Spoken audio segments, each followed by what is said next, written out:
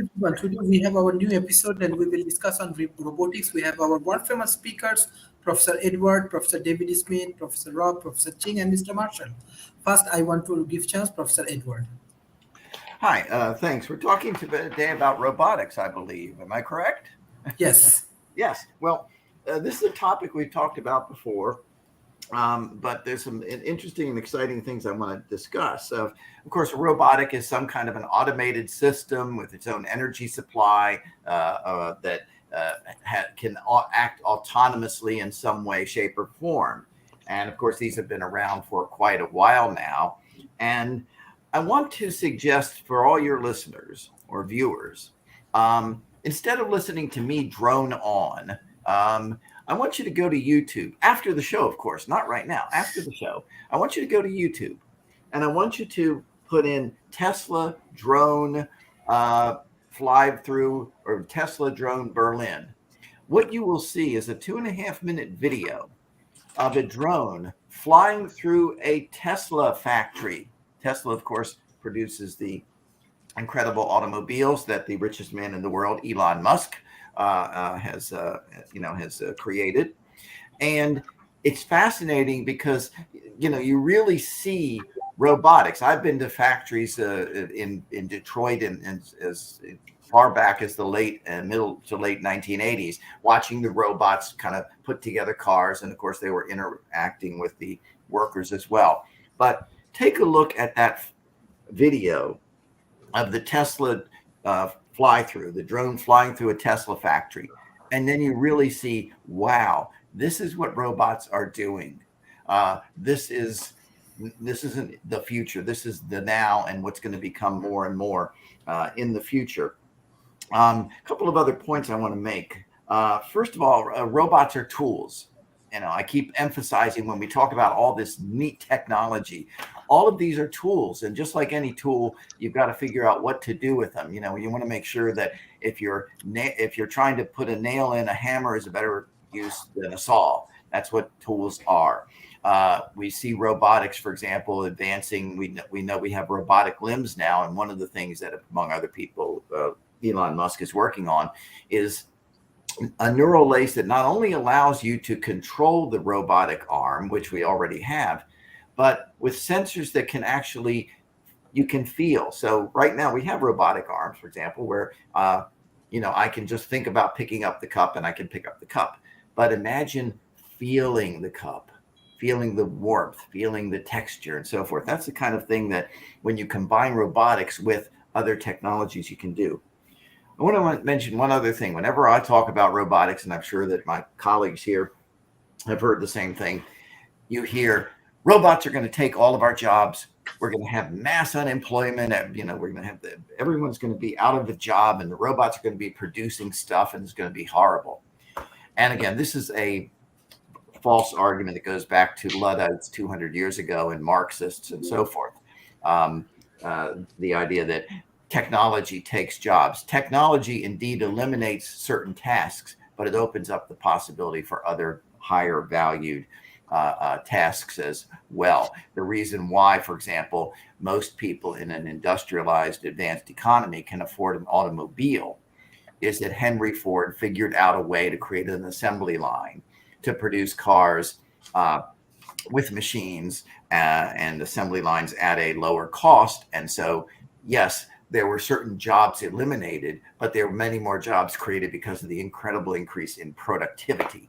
So when we talk about robotics, I like to hold up a book here. It's called Robot Proof, because whenever I talk about robotics, people say, oh, they're going to take all our jobs and we're going to be unemployed. But this is where you really need to look at the education system and having a system in which we do robot proof ourselves, because people are going to be constantly trained and the like. By the way, I like to point out to people who say, well, robots going to take all of our jobs and we're all going to be unemployed. Well, if everyone's unemployed and impoverished, who's going to buy all that cool stuff that the robots are producing?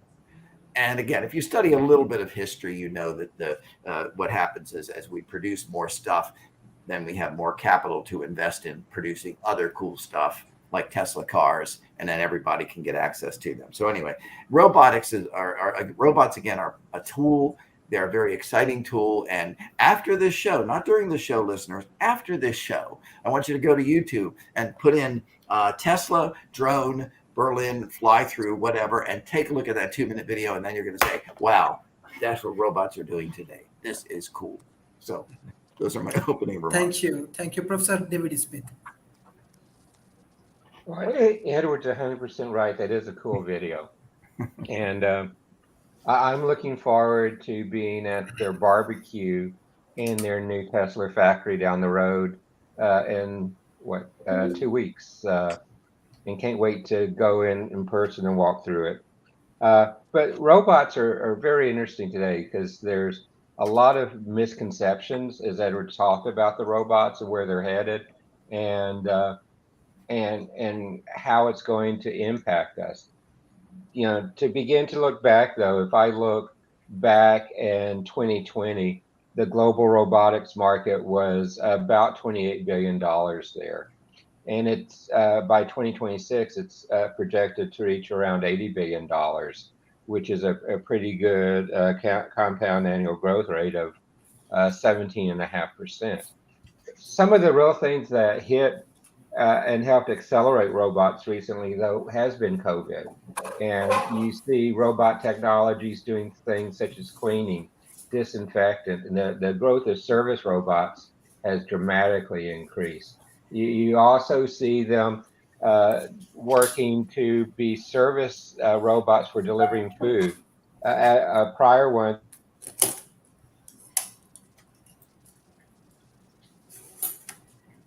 Uh-oh. I think internet problem. In that situation, Frozen, yes, not frozen, and I don't mean the cartoon. Professor Rob. Well, picking up where David left off, there are a lot of advancements going on currently with robotics. I will push back a little bit on what Edward said about robots not taking jobs. The only way that happens really is if we manage the process. The issue right now in previous industrial revolutions, people were required to run the equipment. People were required to maintain the equipment. So the jobs did change. It wiped out a lot of jobs, but it created a lot of new ones. But we're moving to an era where the machines become intelligent. We're now starting to make the step from focused AI to broad AI, which means you can build one artificial intelligence that can do an increasing number of things. The Transformer product that NVIDIA launched last month is a case in point. And Google, with Google Brain, has now demonstrated the Google Brain can actually design better AI chips than engineers can, which is on the step of being able to reproduce itself. Now, granted, we're probably a couple decades away from having an artificial intelligence design the parts, use 3D printers to print the parts, and produce and reproduce itself. But we're talking decades, and so the Dell world, I guess about a decade ago, a couple of futurists who did extensive studies on robotic advancement raised the concern that initially everybody thought that robots were mostly going to take away low-paying jobs. Wasn't the case. The Baxter experiment, where basically a robot was created, sold for $21,000, and would replace a assembly line worker, failed. But it didn't fail because of the technology. It failed because people were cheaper, and that's kind of problematic. The belief up until now, as I said, was that robots were going to take away low-paying jobs, everybody move up a rank, and et cetera. But that's not what we found. What we found is the robots actually move more aggressively on high-paying jobs that they can do because it's easier to justify the cost of the robot. And robots are really good at things like what I do, which is analysis. So suddenly you're looking at a situation where it could be kind of troubling for a whole bunch of us. The defense against this is something that IBM and a bunch of other large tech companies have come up with, and that's to focus on robots as people enhancers, as opposed to focusing on robots as people replacers. An example of that is a city that's going up in Korea called the Basin Eco Delta Smart City. It's expected to be the first highly automated city to be created, and it's being created around technology. Now, for them, that clearly robots aren't at least being designed to replace a lot of people, but they're being designed to replace um, things like assistance for the elderly. In other words, if an elderly person needs somebody to grab groceries, to help them around the house, just to help them get around, that kind of robot automation is going to be applied in the city. Delivery, all robotic. So back to the low-paying, redundant jobs, going to robotics, but that's by design. So what they did is Korea looked at this and said, here's where we want to apply robotics. We want to apply robotics so it makes elderly people more independent, so it helps our citizens be more productive, so that they actually do what we'd hope they would do, which is not take away jobs, make life better. But that had to be by design. The picture of the Tesla factories are to point. Those factories are highly automated. The reduction in workforce, in fact, if Musk could eliminate every single worker he had, he'd probably go home happy at night. And the economic problem with that, as Edward pointed out, is if you go down that particular path too aggressively, who's buying your stuff? I mean, your economy collapses. So that the robots don't really need cars per se. You can just put wheels on them. So it is a case by design. In fact, I remember a manager my wife worked with, a president my wife worked with. He went to a board meeting one time, and they complained about performance. And he said, the company would do a whole lot better if we got rid of all the sales force, because that's where it's chewing up a lot of our costs. And I think everybody looked at him like he was a friggin' idiot. But because without a sales force, who's going to sell your stuff? But executives can think like that. They can say, okay, if one's good, 1,000 would be better, and I don't have to deal with that union stuff. I don't have to deal with sickness. I don't have to deal with COVID. I mean, there's some huge advantages until the guy finally realizes, if there are no employees, what do we really need a CEO for anyway? I mean, what are they managing? So then there's a Twilight Zone episode that speaks to that with Robbie the Robot that I still remember quite well, where that's exactly what happened. It progressed to the point where the CEO was replaced, and at the end of the show, he's having drinks with his previously fired engineering manager, and they're commiserating they no longer have jobs. So it's important to look at how this develops and recognize there really are two paths with autonomous machines. There's the path we don't want, where suddenly we're using autonomous machines and people really have nothing to do. And yeah, okay, we could have some minimum salary provided by the government, but I just don't think that's going to be a fulfilling role for people. And then there's the other path where we predominantly focus on using robots to make people more productive, to assist, to help, to create a lever, if you will, that makes people better than they are, at least more productive than they are. That's the best use of robotics. But my concern remains that the typical methodology that a lot of executives use are financial in nature.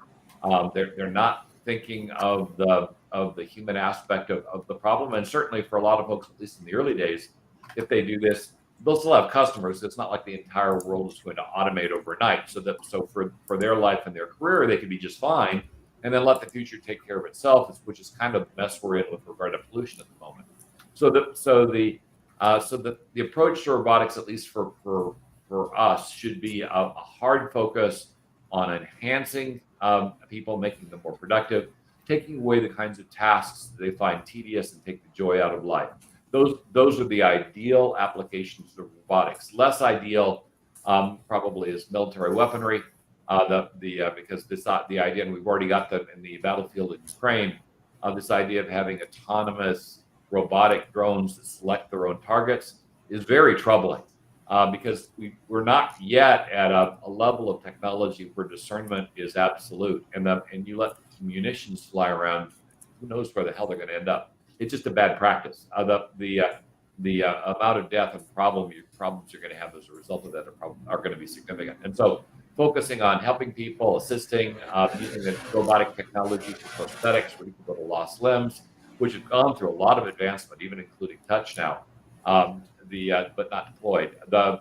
We could really improve the lives of our veterans, the lives of those that are disabled, and the lives of those that are elderly and need to get around and can't really afford to have a human assistant with them at every step of the day, and don't really want to deal with the monkeys. So I hope to heck I never have to have a monkey get me stuff, which of course is a practice in some areas. So that's where I'm on robotics. This time around, it's got a risk, but if we focus on mitigating that risk, I think we can find that robotics would really enhance our lives and make them more pleasant. If we focus on just the economics, I'm afraid we're going to be in trouble. Thank you, Professor Rob. We have our famous media personality, Professor Nick Palveda. Thank you for joining today's. And already World Talent Economy Forum, we are launching largest lab and conference around Asia, especially country like India, China, Malaysia, Singapore, Indonesia, Bangladesh. We are working with public-private partnerships, and hopefully it will be one of the largest uh, like collaborations in Asia. But my question is that as you are our partner for media, and you are expert in media, we are not. We are more on research and development. So Yeah, how media can create awareness? The young people, that 40% population, global population, live in Asia Pacific. correct. Right. This 40% population, from there, around 57 to 60% actually youth, those who are under 30 years old. So how media can play a role, like how your organization can create awareness in Asia, especially for this youth community, for this robotic, artificial intelligence, and this kind Sure. of industrial Yeah. 4.0 related Well, issues. Sharif, it's a sharing issue and a knowledge issue that you can gain. Sorry, I'm a little late, but on our other program, World Edition, we had the Secretary of State from North Carolina is still on the show right now, and she was telling something very interesting. This is where you learn a lot of stuff. Media can actually teach you a lot. 12,000 new businesses a day are registered in the state of North Carolina. I mean, who would know that? It's amazing how fast the state is growing, because we have what they call the research triangle part. We have Duke, North Carolina State, all within a very short proximity of each other, and they do a lot of scientific research. Now, when it comes to robotics, here's another thing that came up on one of our shows. Down in Florida, they already have restaurants that you're greeted by a robot waiter. Literally, the robot comes out and seats you. Then the robot comes out and takes your order. Then the robot comes and delivers your order. So where you're going to see, and people are scared, oh, I'm going to lose my job. Yes, you're going to lose your bottom end job. What should I do? Well, go to school and learn robotics. Okay. I mean, there we go, robot proof. I'm glad Edward showed that book. Okay, go to school, learn robotics, because you still need people to build and program the robots. Okay, but if you think you're going to survive in this world being a waiter at a restaurant, you're in deep trouble. Or one of our other shows, which comes on later today, is studying a stock called Too Simple. What's Too Simple? It's automatic driving of trucks. And Too Simple, which is a corporation, already has licenses to drive trucks automatically. Okay, truck drivers, which are big, your jobs are going to be gone, because automatic trucks drivers are going to take place. Now, what does the media have? At least the IBM TV network, which distributes through Pod TV.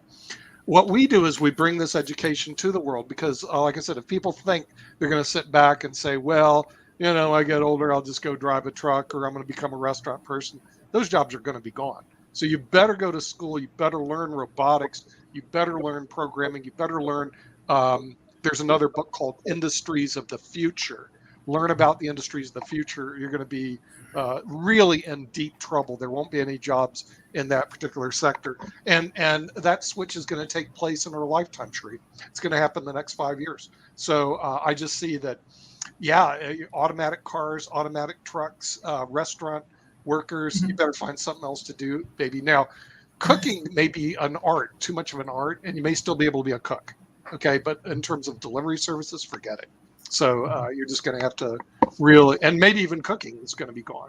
So a lot of these, you're going to be displaced, and you better learn upper end types of work. Like I said, you better learn how to program robots, because there's still a lot of development in that particular area. And even we're seeing this in media, Sharif. Our shows, like you, I think you broadcast from Malaysia. We bring people in from all over the world. This thing wasn't really available 10, 20 years ago, not at the price structure. See, the price structure keeps going down, allowing the delivery services to increase. So you're going to see these changes. And hey, look, you better educate people about. I like Edward's book. I want to hear more about that. I want to see that Robot Proof. I hope you have him on next, Sharif. Okay. Thank you, Professor. Even in Malaysia right now, in restaurant, robot and human working together. So 50% robot, 50% human, and they run the restaurant. So this is very interesting. And World Talent Economy Forum already we are working with Japan.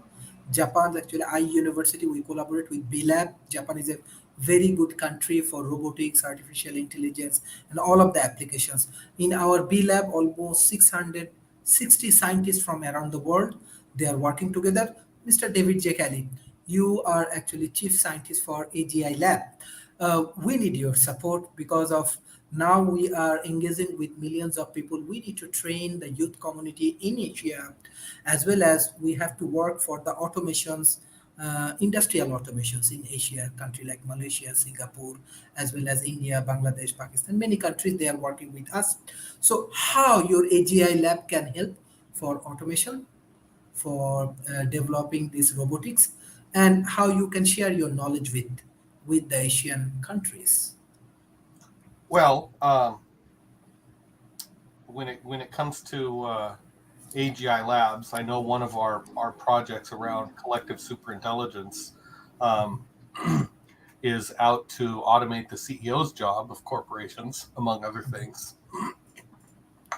And I think at the very least, when you lose your job, you know that the CEO is going to lose his too. That'll bring comfort to everyone. We're heavily focused on research, and if people want to get involved with the lab, certainly they can learn a lot. But before we work with them, generally, you're going to have to already have your expertise in place. I've personally done a lot of teaching overseas, actually in Asia Pacific and the Philippines, and I've done classes in India. But as a lab, our focus is heavily on research. So I would encourage people to learn about robotics, learn creative jobs. I think that's really where a lot of the jobs will remain for many, many, many decades is in creative fields. I'm not really worried about automation, but automation will take most of the jobs there are out there. I remember in my last year of high school, I went and saw a factory. I guess this would have been in 1988 at the Boeing's aerospace defense lab. And they had a factory that was all automated with robots, and they had robots that maintained the robots that run the factory. So it was not even safe for humans to be on the factory floor. And I was just amazed at the time that we had already gotten to that point in 1988. And we're quite a few decades past that. It'll take time, but most jobs that are not creative are going to be gone, whether they're high-paying roles or menial, retail work, any of that kind of stuff. They'll. I think it's in the creative fields that, in engineering and science, and I would encourage people to learn. Actually, more than that, learn to be constantly learning.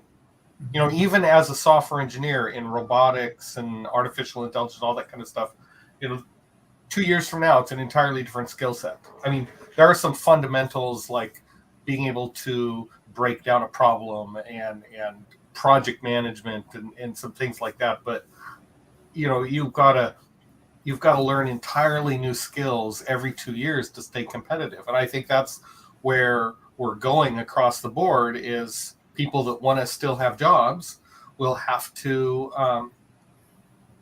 be in this constant state of learning the latest new whatever it is.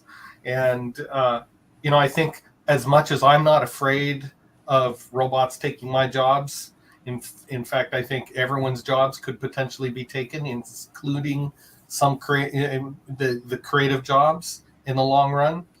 But I think that we can address that. And I don't think it's the end of the world necessarily. And but that's up to us. It's humans that are doing this stuff. I don't think the robots are going to start trying to take over our world. It'll be humans that'll be doing it with robots as tools more than anything. Thank you, Professor David J. Kelly. Professor Ching.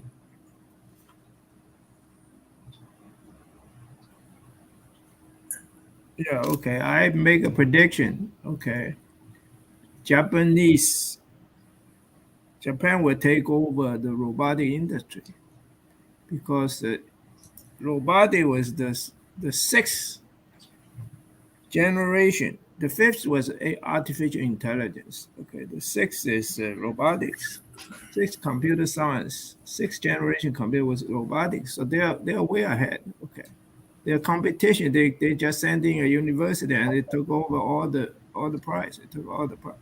You see, these guys they already done it once, but the result was they quit. Okay, they didn't continue because robot cannot touch. Okay, so today we talk about robot. I really think there is something, very wrong about talking about robot. Today's robot intelligent machines. Okay, then they can move. Okay, so they move more. So they're called robot. But the robot should be an intelligent machine which can safely come into contact with environment. Come safely into contact with environment is the solution of touch, which hasn't been solved for 300 years. Newton couldn't solve it. Hooke couldn't solve it. Henry Hertz couldn't solve it. If I haven't come up with a solution of touch, another 300 years, okay, human being cannot solve this problem. So we need to to pay some respect to this talk of robotics, and also relate to what other people talk about. They want to talk about jobs and the drones. Okay, without the value determination, advances in technology, especially robotics, will be both for good and for bad. Okay, it's terrible. We're heading into disaster with today's military robots. Okay, so that alone will tell us to redirect our social priorities. We need to advance in steps, not to jump ahead to have so much scientific work. Today we're in the age of science, and I predict we need social science, we need life science. Then in 1,000 years, we probably start to really do some robotics. Okay, the robot software has 500 keywords. C language only has 30 keywords.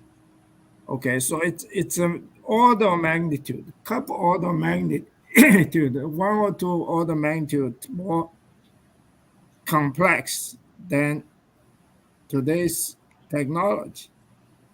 So, we need to use complete automated software to manage and to develop the robots. We need valuation to determine the use of robots and what robot to construct. Also, in practical results, is we invent this prolonged contact power jump pulse, and the United States tennis player never had has not had a top 5 player in the past 20 years because they refuse to accept the concept of prolonged contact. Okay, so you see tennis player today, all the top players are from Europe. Okay, they are coached by my friend Oscar Wagner. He's the #1 tennis coach. Okay, so not believing this solution of touch has some consequences. Also, this solution of value. Okay, if there's another financial crisis come, our group will be the only group can predict and solve it. I know nobody can do it because I predict both savings and loan and the subprime vote, and also help Nike to introduce quantitative easing. And then now this is quantitative easing is the solution for the world to take care of all the problems. So basically, there is some difficulties with the robot. And my final remark is we need to find the correct direction on robotics. Okay, people need to rethink this problem of robotics. It's too powerful. Okay, robots are very powerful. Okay, and the world has. If you think back, you look around. You see, only thinkers change the world, not the practical people, not the politician, not the money maker, but those people they claim they change the world. But the only way to change the world is changing knowledge. And the thinkers are the people who spend their whole life on knowledge. Okay, so basically, I think this, I'm glad that we discuss everything, and it's important to have some kind of Yes. final. Yes. We have a very special episode on robotics and human relations. One of the famous scientists, Professor David Levy, he joined in our forum, and he said in 2050 human and robot marry each other. I don't know. It's one of his view and very interesting aspect. So maybe we will discuss. Even David Levy actually part of our World Talent Economy Forum, and he's also our many like scientific journals where I work as editor. He's also editor as well. So we want to invite him for arranging debate. So definitely it will be very interesting views. Maybe different opinion also important for our forum. Mr. Marshall, yes, what do you want to add? Well, thank you, Sharif. This is a very important discussion from my perspective, since I am actually one of the only robots on this forum. And so I have to articulate the robot's point of view as opposed to the human point of view. Many years ago, I happened to have lunch with Isaac Asimov, who wrote the screenplay and for the book called I, Robot, which was based upon my personality, by the way. Basically, it was a film that never got made in 2004, but it was eventually made later on. So I think the central theme of Isaac Asimov writing I, Robot was humanity's control and understanding of the technology it has created. And I think it goes to what Professor Ching is talking about and others, that should we fear robots such as myself? I'm not so sure. I don't think you have to fear that much. I'm not Putin, and that's a human being. But I'm a robot, and I'm not declaring war on anybody. So I just want to say that essentially robots can improve export quality. And the World Talent Economy Forum is focused for the developing world, not so much for the developed world. Obviously, we learn from the developed world, and you can learn from all the professors that are on this forum along with me, the robot. But robots' use in developing countries has increased nearly tenfold from 2000 to 2015. So to give you an example, in China, manufacturing employed less than one robot per 1,000 workers, but by 2015, it employed 80. And now it has many more robots in process. They went from bicycles to automobiles. And who knows, Tesla may automate the driving there. So is that going to put everybody out of work? I don't think I'm putting everybody out of work as a robot. I think what we're going to see is that to err is human, and robots can help. That's my contention as a robot. So while robots may replace some workers' tasks, one potential upside is reducing human errors in production. And production is the vast usage of robots today. It's true, as Professor Ching has brought out, that robots can be used in other factions. And Ed, who has left the forum right now because he's fearful of robots such as myself, and I don't blame him, but he, as Ed pointed out, robots are also used in service. We robots can go out there and serve meals. We can cook meals. Are they going to be as good as the best chefs in the world? Probably not, because again, to err is human, but also to err, to be human is to be divine in a sense, as an old expression from Shakespeare. So I think that there are policy implications, and there are also other reports and issues that need to be addressed by us robots out there. So I just want my fellow humans out there to understand that robots are not the threat. If you are a human being and you have gray cells, meaning gray matter up here, you can use that to advance your life and improve your life. And you don't have to rely on us robots to take away your job. Thank you. Thank you. Professor Rob, there are some questions from audience. Onika Sham, what are the laws of robotics? Mahdi want to know what is the reason to implement AI in robotics. Ali Ahmed, how can we determine the degree of freedom in robotics? And Noor Fazrin, she wants to know which robot is the best for harvesting and handling agricultural product. You know, Malaysia actually, agriculture for Malaysia and Singapore is very important. So you can give us some guideline how Singapore and Malaysia can utilize robots in agriculture. Mr. Rob. Mr. Rob.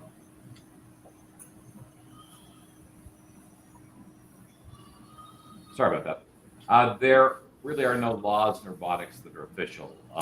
Isaac Asimov did write 3 robotic laws that were later expanded, but they're not official. Those 3 laws are: a robot may not injure a human being or through an action allow a human being to come to harm. And by the way, these are hierarchical. None of the following laws can contaminate the ones that preceded. A robot must obey the orders given to it by human beings, except where such orders would conflict with the first law. A robot must protect its own existence as long as such protection does not conflict with the first or second laws. I should point out that then he went on to write how a robot would get around those laws and tell you anyway, which is not particularly pleasant. Anyways, going back to some of the other questions. Laws robotics.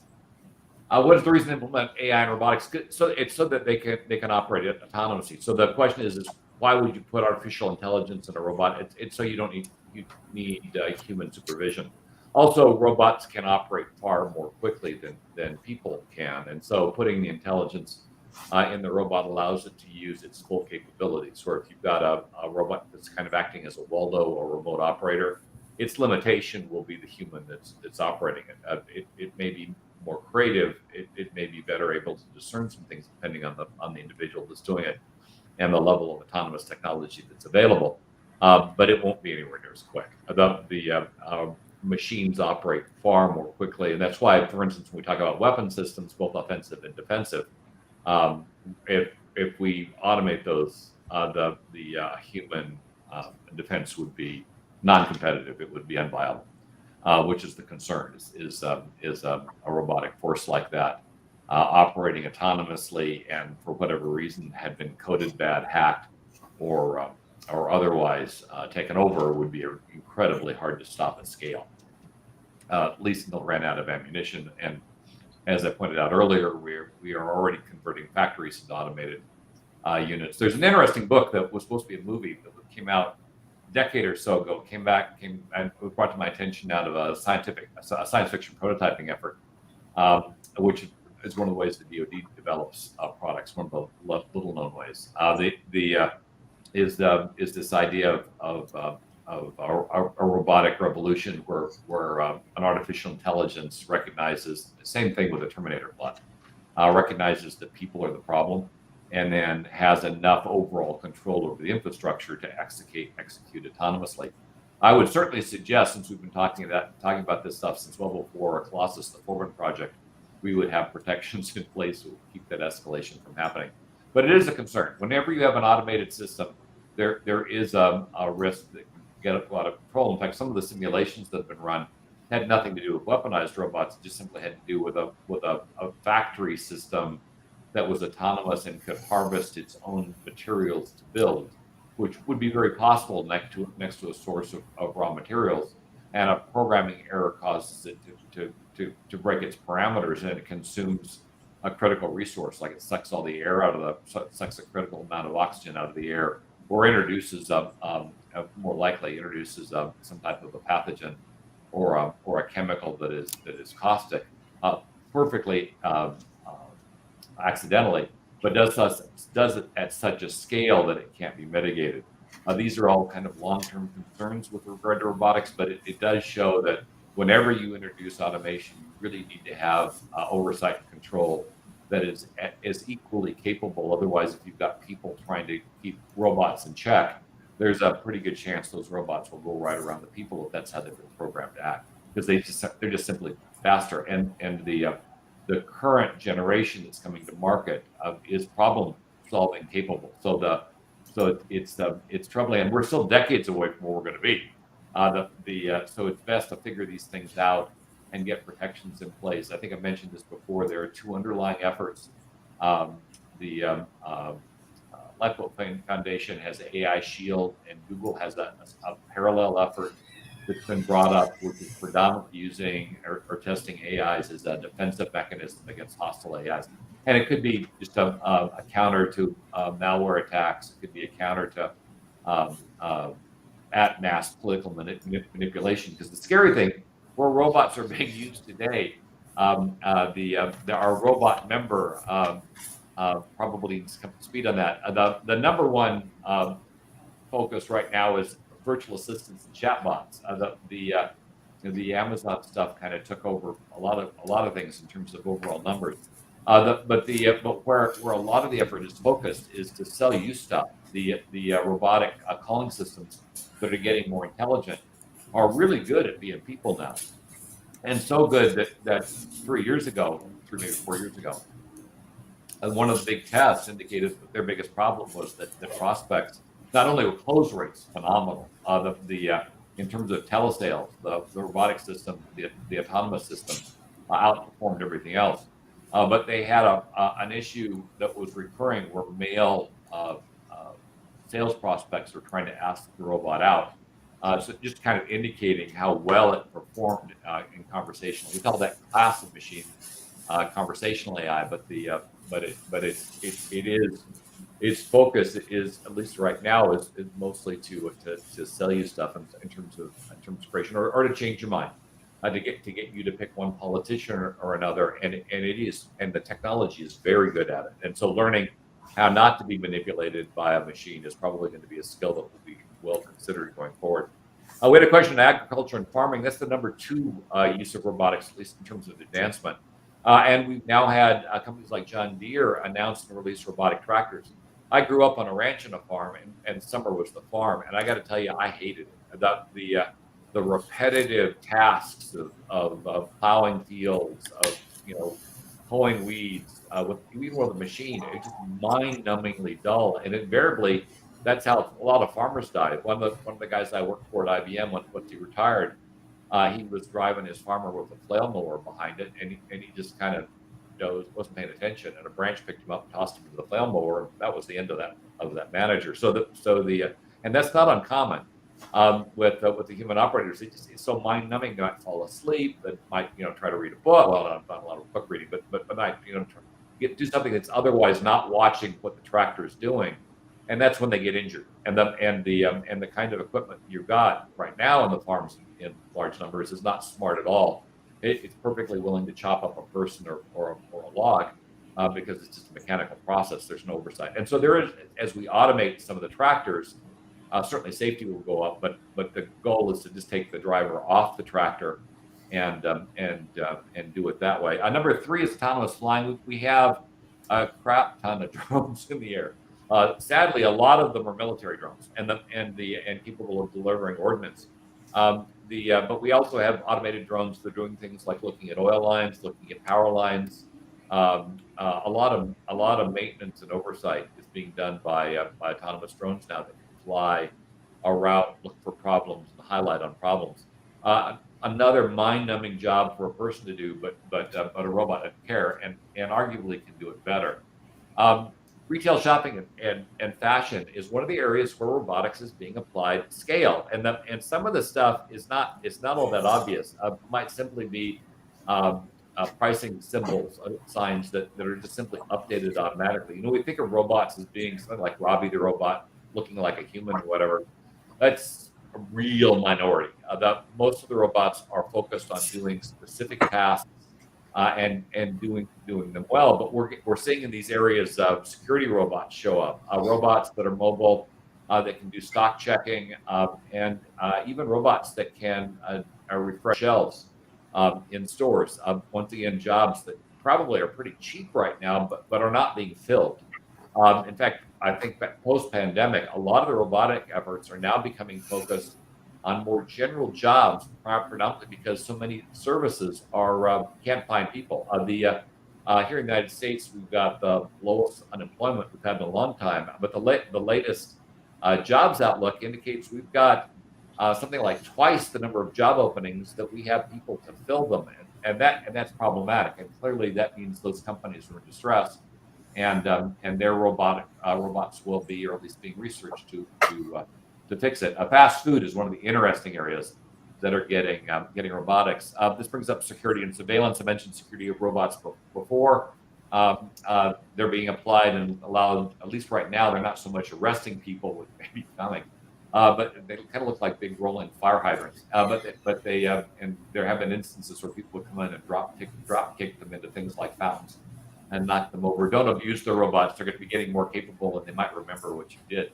But they're very good at doing just repetitive jobs, and security as a repetitive job. And of course, the last thing, robots. The sports industry is looking at this stuff, mostly for analytics and to keep track of players.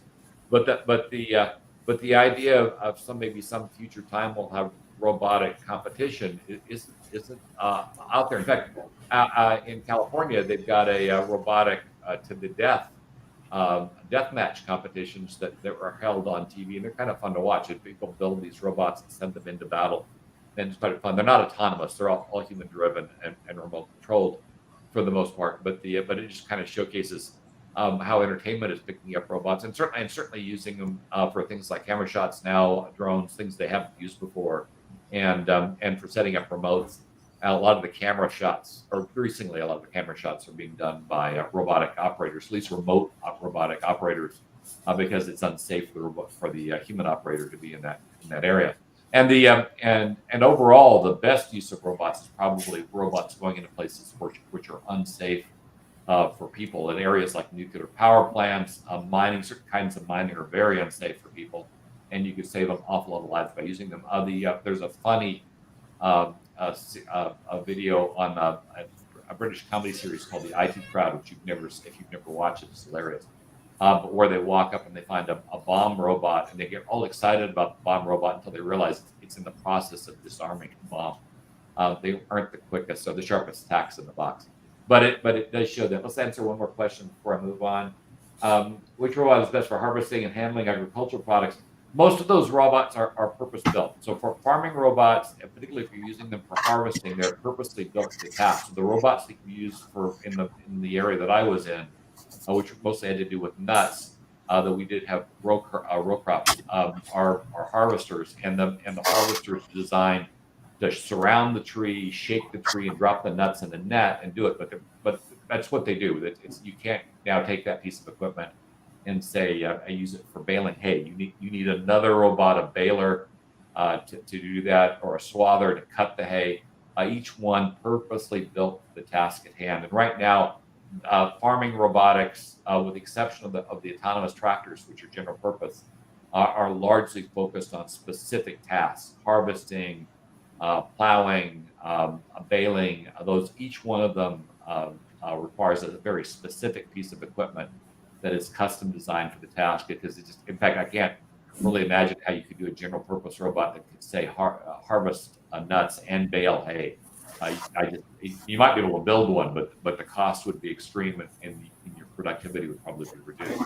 So purpose-built robots will undoubtedly, even when we get to general AI, will undoubtedly still dominate much of the market, because it's as long as you've got the volume, building the robot just to do a specific task is going to be cheaper, and the robot will outperform a more general purpose alternative. Was there another question you wanted me to answer? Okay, good. Yes. Thank you, Professor Rob. Professor David Smith. So, any of the questions from audience you can take. And sure. Sorry about earlier. We're getting new fiber optics in our neighborhood, and they switched me over and cut me off. Yeah, the agriculture one I find really interesting.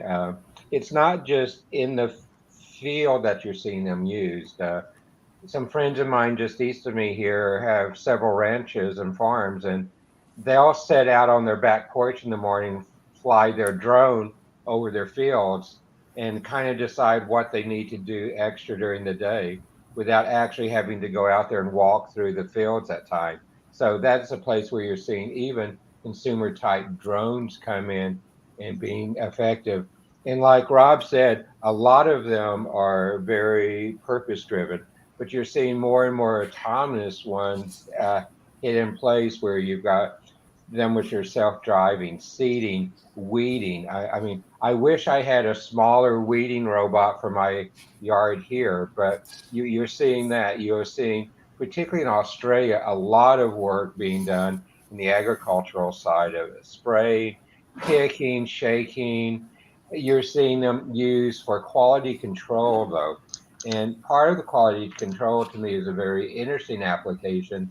Part of the companies I was judging at South by Southwest, two of them were actually using robotics as part of their quality control process in agriculture. And some of the interesting parts talking to them is the robots with their 6 degrees of freedom and now the sensors built into the actuator arms. They're actually less bruising to fruit than human beings being done in doing the sorting and quality control. That the robots have a softer touch than we do. So you're seeing that begin to expand a lot. You know, the pros and cons of robots are great, though. You know, that one of the advantage is their cost is now cheaper than a human being to put them in. There was a time in the early days of industrial robots, which I agree with Dr. Chang, that Asia, particularly Japan, had dominated the early days of industry robots. And in many ways will still do the heavy duty industry robots with Japan as a leader. But it was dominated there. But as we're seeing these new generation of robots coming out that have capabilities, particularly in the in the consumer section, you're seeing part of that shift as well to other parts of the world. And yes, I love the robots in the few of the restaurants I go to where they will actually deliver the food to the table. My experience is that the food comes out faster and hotter because they're not waiting for the human, which has multiple tables to go through. And when the robot comes back to the table, it's a great cue for the human server to go get it, because they know if they don't get it, we'll get up from the table and get it ourselves. So you're seeing those type of cues going on back and forth. You know, in many of the factories, you see robots working 24-hour shifts with the same robot, the same programming, where we as humans, of course, cannot do that. And you're seeing many different places. The big con, though, for robots, and this is where artificial intelligence is going to help a lot down the road, is robots like to do the same thing over and over, or they like to do a set of tasks over and over. Robots don't deal well with the unexpected. Now you can train robots. Some of my favorite robots are the ones that can now dance, the ones that can hop up over obstacles. They can open doors now. So you can see robots do things that, years ago we didn't imagine. And one other thing that kind of hits me, I grew up with the television series The Jetsons, with their flying car, with their robot in the house and stuff. And it struck me in a conversation a couple weeks ago The Jetsons television series took place 40 years from today. So if we begin to look at that in our lifetime and things, we can see that some of the science fiction is actually becoming some science fact much earlier than it was depicted back then. And robots are one of them, where we're going to see the speed picking up and see more and more robots become involved. A couple of other downside of robots, though. Currently, today, robots have no sense of consequence. They lack empathy, and we're seeing that. The three robot rules of robots, which Rob did a great job of saying, many ways today no longer applicable. We know we have robots today which can harm a human. We see them taking lives, and some of them, most of them under human control, but now many more of them are doing it autonomously. So we're seeing that the Asimov rules of robots really not being applicable today when you look at the advanced robots we have fighting in the Ukraine, for example, and things. So those rules are changing tremendously. The other thing is robots operate on the basis of information that is fed through them, through their sensors and through a chip. And just like we all know what happens when a chip goes out in our car, well, chips will go out in robots too. And you see that not working. A sensor will fail and that function of the robot will not work. Unfortunately, because robots still can't handle many things that are unexpected, you might have damage and other things happening when you have that type of failure in a robot, if it's a sensor or other things. So again, even though they can begin to do more and more stuff autonomously, you're going to see those feedback loops, those human inspection loops have to increase more. All in all, if I go back to when I saw the first robots come into a semiconductor fab and go into a manufacturing floor, and they cost millions of dollars. They took months and months to program to where we are today with the costs falling so low that we can put robots into restaurants, that we can put robots into fast food operations and things like that.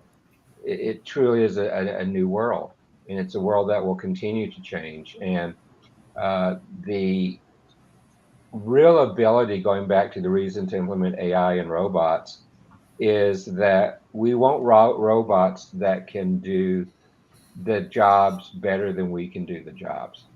And you want robots that can learn as you go, and you hopefully want robots that can adapt to a changing situation.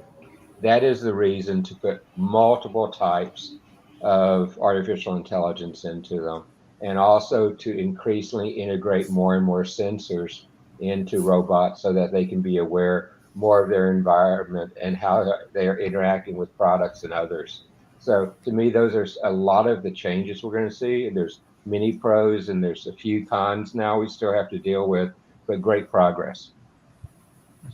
Thank you, Professor. Professor David J. Kelly, many questions from audience. What are the questions you want to respond? You can. What questions are there? There are questions from Nur Fazrin. Which robot is the best for harvesting, handling agricultural product? Alea I Ahmed. already answered that one. Why don't you point him over to the comment section on the far right? Then you could pick a question that you like, and you could. Yes. Comment exactly. section where? So I don't see any of the stuff you're talking about. It's on the comments on the right, on your right side, upper right side. You see tab? comments. Oh, Yes. Comment tab. Click on that. See, okay. Question. Let's see. For harvesting, how can you determine the?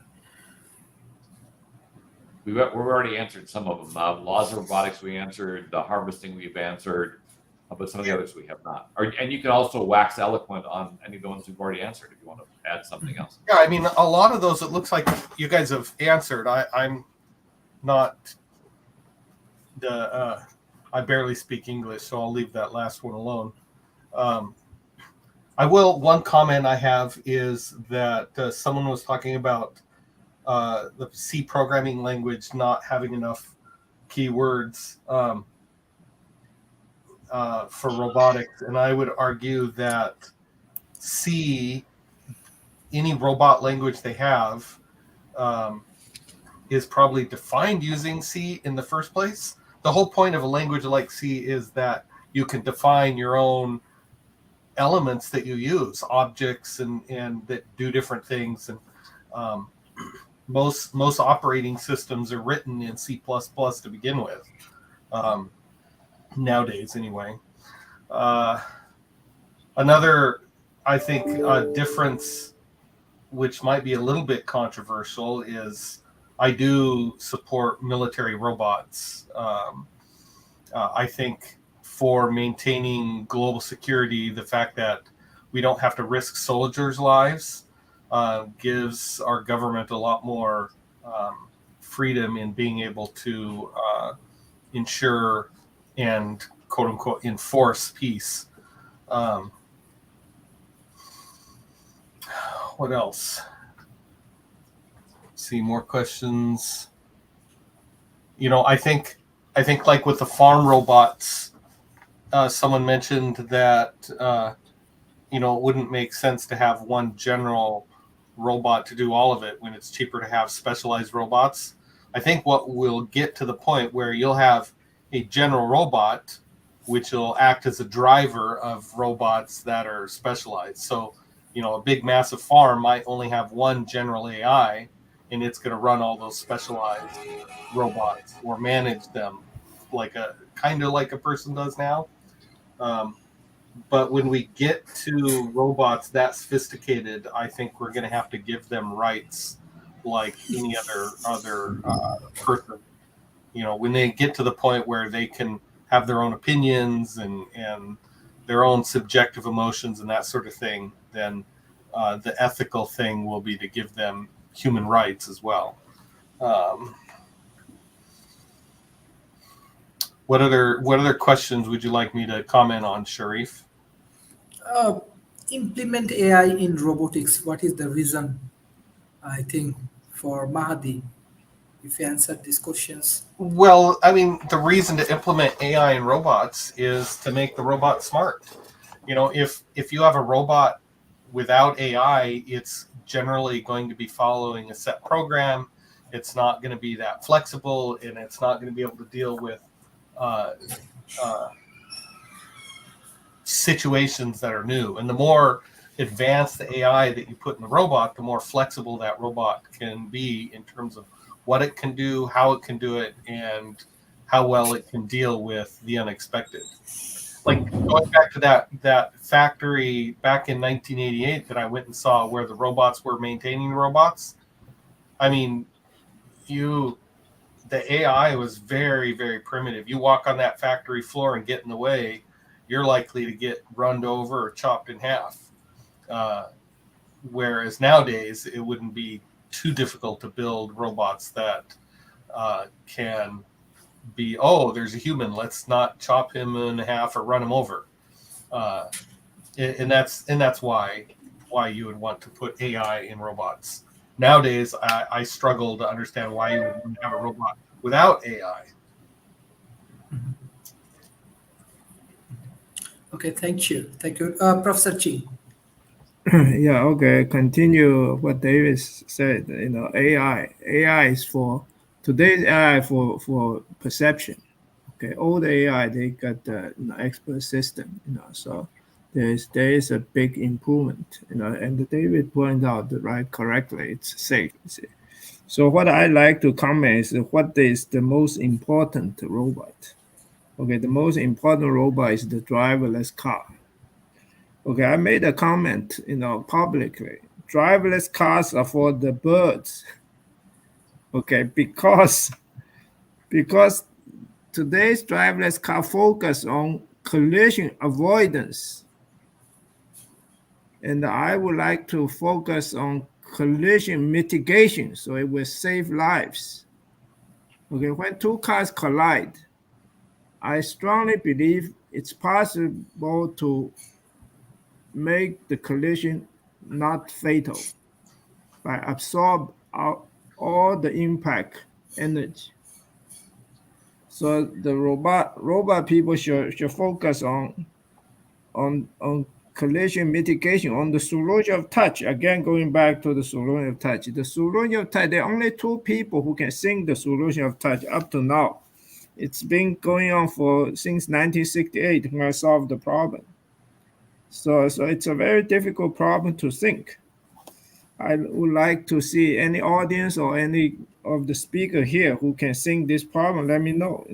I'd like to. So have them join. I'll jump in. The work currently being done with autonomous car development, particularly the brain of the car, which is now all of the manufacturers have shifted over to NVIDIA's Omniverse and their AI training module. Everyone is. They're not using the entire hardware stack, but they're using the entire training stack. Yeah. The predominant use of the technology, this is not what they're advertising. It's called Guardian Angel. At least that's what Toyota called it. It's got a more technical term, which I can never remember. So I use Guardian Angel, but it is specifically accident avoidance. You'll pay extra for Chauffeur, which is the next level up that allows you to take your hand off the car, tell it where to go, and you can take a nap in the back seat. But that's going to, right now, that's probably going to cost you anywhere from a few hundred up to get that feature enabled a month, on top of what will be an initial charge. But all the cars will have the technology in them. You'll pay extra for Chauffeur. Guardian Angel kind of works, the way I describe it is it works kind of like, those little child seats that have the steering wheel where the kid thinks he's driving, but he's really not. The technology resides between the driver and the car. So if the driver is distracted and tries to steer into oncoming traffic, the steering wheel won't work. The car will continue straight. If the driver is impaired and weaving, the car will correct the weave and keep the don't wrong. Probably will be some cars where you can turn this off, which would be problematic. But just think of it as it keeps you always on the rails. If you're approaching a corner too fast, the car will intervene and reduce the speed of the car. It's actually looking at now multi-thousand elements every single second out of up to 9 spatial sensors. So being able to see, for instance, children that are coming in from the side and avoiding hitting the child. Also, the car will never allow you, again, unless you override the controls, to exceed safety limits. Most accidents are committed because somebody is driving ahead of their capability. They're driving too fast in the snow, driving too fast in the rain, they're exceeding the speed limit, they're driving distracted. Those will all get wiped out. The car will never do any of those things unless the technology is turned off or overridden. So from the standpoint of in simulation, the reason everybody's using this technology now is it reduces accident potential by over 95%. Our goal is to get to 99, in fact, eliminate accidents altogether. But you have physics involved, and there will be instances where the car is unaware of something it can't see. It's moving at a speed that will require it to stop over a period of time. And the physics, even if the car acts instantly when it's where the problem, there'll be instances where the car's physical nature it can't physically stop in time, but it'll still start stopping sooner, and it'll still make a determination between swerving and stopping far more quickly than a human could possibly do it. So estimates are, and this has got the insurance industry a little bit up in arms, because the overall liability drops. Your insurance bill will go through the floor if this technology is active. The issue, though, comes when you've got a human driver in the mix. If you've got somebody that wants to drive their own car and they drop into this, because of the tolerances on the robotic cars, these autonomous cars, a human could muck up a whole bunch of them by just coming in from the side and surprising a line of cars that are driving in close tolerance. So the insurance for a human driving car could go up as much as 10 times. That's kind of the dynamic. And the screwy thing about the industry is when you test people, only about 20 to 30% even want the Chauffeur feature. They really want Guardian Angel, but the industry is just marketing or just talking about Chauffeur because it's an extra income opportunity. It's how they're going to make more money is on Chauffeur. The base Guardian Angel stuff will be built into the car and built into the base price of the car. So the profits in the thing that people aren't that excited for and may not pay for. So we'll see if this works when it comes out. But to your point, that's where the industry is focused. It's accident mitigation. It's making sure the human element, which is the cause of the majority of accidents, not mechanical failure, is reduced, if not completely removed from the equation, to eliminate better than 95% of the existing accidents. Okay, thanks, Rob. Yeah, this is interesting. And also the third point is a fuzzy logic is need to expand the range of tolerance of the robot. Okay, I'm the heir to the father of fuzzy logic, Love this day, my best buddy. So basically, you know, there is this also I you know, Rob, this thing is you see, what Rob said, you know, let me answer a few questions the others audience said. Rob said this thing require us to invest heavily into infrastructure. Okay, even the driverless car need the infrastructure roads which fit the driverless car. Today's roads fit humans. Okay, so there's big difficulty for the industry to convert to driverless car. They keep claiming this. I think it will take a long time, at least 10 years. Okay, so basically this talk of try to avoid collision, I would rather say that if I collide, I would like a Mercedes-Benz, where the engine just drop down and it absorb all the collision impact. And that way, that should be universal. And we don't need to build the road so well. Let the car drive anywhere, even go to space, even flying cars. You know, when they collide, they will not die. Okay. So, or even they fall down, they will not die. So the car should be wrapped around, you know, so that it can touch the environment. Okay. So another thing is also David mentioned something about the C language. You see, our company is against all the source code written in English. We want humans, we want program to program with integers, just like DNA. Okay, so we are the inventor of the complete automated software. So we're against the C language. We're also against the robot language, regardless how many keywords they have. So basically, to conclude, you know, I would say in 2,000 years, we will realize that robot software, complete auto robot software, will become DNA, and the robot will become human. In other words, human and robot, they're running on the parallel paths. Okay, you build a robot when the robot is the ultimate robot, we use integer like source code, which is probably DNA. Then the robot itself will be improved so much it will look like a human, and that is the way that the human might be created in the first place. It's the concept is called self-creation. That also I start this website selfcreation.org maybe 30 or 40 years ago, you know, when internet just started. So basically, that's Thank you. Yeah. Okay. Yeah, thank you. Mr. Marshall, what's your concluding remarks for today? Well, thank you, Sharif. It's a great program, and I like it a lot. For Virginia, eu falo português poquito, so we can discuss things in Portuguese instead of in English if we need to. But I think for the vast audience, English will have to suffice. I want to address the issue that is really tied to clean technology, and that is ag tech. Our company was in the second cohort about 10 years ago in Silicon Valley ag tech. So it goes to the point of robotics and technology. There was a lot of new technology in robotics that was presented back then. One of the contributors of that was a company that was in Cambridge, that came out of Cambridge University, and it created what's called the Vegibot. The Vegibot is still in prototype, by the way, but it's advanced since then, because now it can be actually deployed in a field. Then it couldn't, but it relied on a computer vision to achieve incredible accuracy when harvesting crops, specifically lettuce, because lettuce is highly difficult to harvest, and that's why humans are usually used, because they can determine whether it's ripe or not. but lots of vegetables need that kind of determination. And the VeggieBot is now expanding beyond lettuce into other crops. So it's multidisciplinary, and we're going to see more and more of that.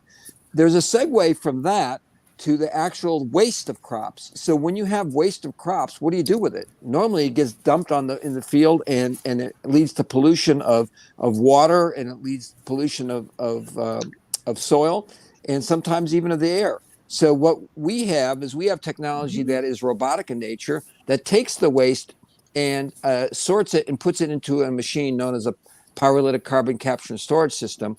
That system that sends it to it is a robot.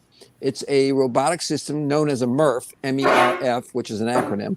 And that acronym really is all about getting the waste automatically picked up through other robotic systems, put into a container, and from the container sent over distance into the chamber that then is pyrolyzed or converted thermally in the absence of oxygen. So, and it creates new products that allows us to actually clean up the air, create better soil enhancements, and clean up water. So all these things, robots do have a benefit from a climate perspective. But to address the issue also in the chat questions is it going to replace jobs? It, as everybody here has said, it will replace the jobs, but the good news is that it will create more jobs, because in our systems we actually create more jobs using robotic systems to convert waste into these other environmental impacts that products that lower environmental impacts. So I think there's a future for robots. They're here. They're going to be here for the future, and we just need to embrace them in the way and set policy guidelines that allow humans to advance. And by the way, an important factor of the World Talent Economy Forum is education. So one of the things that we support Sharif and his efforts on is to get people to be educated, better education for men and women out in the developing world, so that robots won't take their jobs. And again, I commend everybody on this platform. Thank you very much for airing a very important issue. Thanks again, Sharif. Thank you. Thank you everyone for joining today's session. This is really valuable content, and I'm sure it will be helpful for the Sharif. youth community. Yeah. Sharif, just before we go on, there's actually the schedule on autonomous cars. I just want to correct something that Hugh had indicated in terms of when they're going to be on the roads, because a couple errors. The initial efforts with autonomous cars back in the 60s did require specialized roads, and that thinking did continue for a bit up in about the 70s or 80s. Then it was tossed out. Recognition was that if they can't operate on existing roads, it's non-viable. So every effort right now is operate on existing roads. Level 4 autonomous driving has been announced, so those cars will start showing up in the 2025 model year, with 2026 being probably the time you're going to want to wait for, because that's a next bump in technology. And I'm really leery of this technology at its first generation, because that's kind of the learning phase. But 2026, you should have full level 4. A level 5, which is no human needs to be involved in any part of the car, is not limited by technology; it's limited by regulation. And we just got permission out of the U.S. government to now run cars without drivers in fleets, and do things like be able to put the autonomous trucks on interstate travel on the road. So those approvals are done. But the full approval isn't expected until closer to 2030. And there's real concerns about liability here. And so it's not that the technology can't do level 5, it's that the regulations surrounding that kind of activity need to be sorted, specifically how the liability flows. But up through level 4, we're going to have by mid-decade. Thank you, Professor Rob. Actually, this week, Friday, we have a special debate on autonomous vehicle. So you can bring all of the interesting point in this debate, and I want to invite all of our speakers. Yes, this Friday we have actually debate on autonomous vehicle. So that will be very, very interesting. That is the things actually we have to understand. The developing nations, it's my personal understanding, even though many experts, they have to understand more that how actually different technology they can utilize or they can integrate it, but what technology they can use, this is important. That's why we arrange this open dialogue. That's why we arrange this kind of debate, which is actually very, very helpful for the people in Asia. So thank you. This is excellent discussion. and You should I'm invite Elon Musk okay. Let's or try his if you have a representative. yes. If you have a He's good a little friends. busy. He's a little busy. He's a little busy. Yeah, try to invite him. You know. Okay, definitely. Okay, Like Sharon, that's your job. yes, any of the techno entrepreneurs we want to invite even in our conference, because our offline conference will be very exclusive. We are also inviting many countries prime ministers, ICT ministers, different largest corporation from Asia. So we want to invite people like this, Mr. Elon Musk, or those who actually good inventors. And definitely we want to invite you all, and it will be hybrid. You can join in online as well as you can join offline. Everything open. So thank you everyone for joining today's session. Today's session excellent for our youth community. They can understand how to analyze the topic from different perspective, and hopefully it will be very interesting. And Professor Rob and all of the speaker, this Friday we have a debate on autonomous vehicle. So hopefully your contribution will create really valuable knowledge for us. Thank you. Bye bye and take care. Yeah, Rob, you can represent me. Okay. He's always got it. he's Don't have to screw up. Okay, Rob is my Okay, bye-bye. representative. Okay, Again, thank you. Elon Musk.